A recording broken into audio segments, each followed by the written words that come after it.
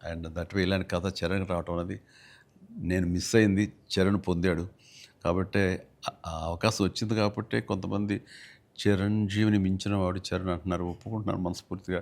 కానీ ఒక తండ్రిగా గర్వంగా ఉంది. ఒక నటుడిగా కొంచెం కష్టంగా ఒప్పుకోవాల్సొస్తుంది. చాలా చేసేవారు ఆ చరణ్. Love you. ఒక గ్రామీణ వాతావరణం ఈ నేపథ్యంలో కథల్లో ఆఫ్‌కోర్స్ మీ గురువుగారు సుకుమార్ పెట్టింది పేరు.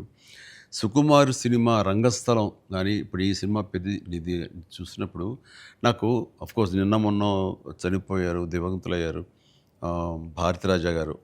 కొద్ది రోజుల క్రితం నేను భారతిరాజా గారు కూడా ఈ 'బుచ్చి', 'సుకుమార్' లాగానే ఆలోచిస్తారాయన.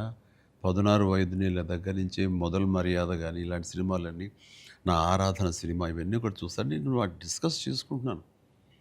ఆ 2 డేస్‌లోనే నిన్న మొన్న ఆయన చనిపోయారని తెలిసిన ఇది డ్యూ రెస్పెక్ట్ ఆయనకి మనస్ఫూర్తిగా మనం ఆయన ఆత్మకు శాంతి చేకూరాలని ఈ సందర్భంగా కోరుకుంటున్నాను.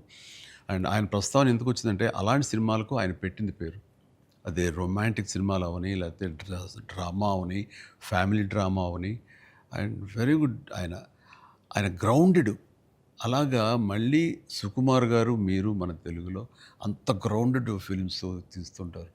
మరి మీ ఆలోచన అవి గాని రస్టిక్‌గా ఉంటాయి, రూరల్‌గా ఉంటాయి, గ్రామీణానికి సంబంధించినవి ఉంటాయి.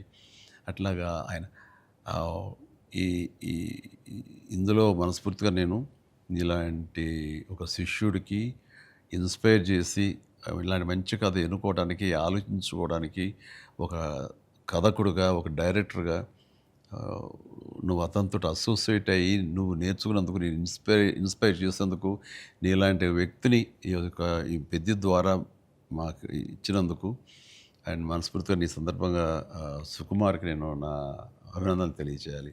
సుకుమార్, ఒక మెట్లో మాణిక్యాన్ని ఇచ్చావు. Thank you so much. Thank you.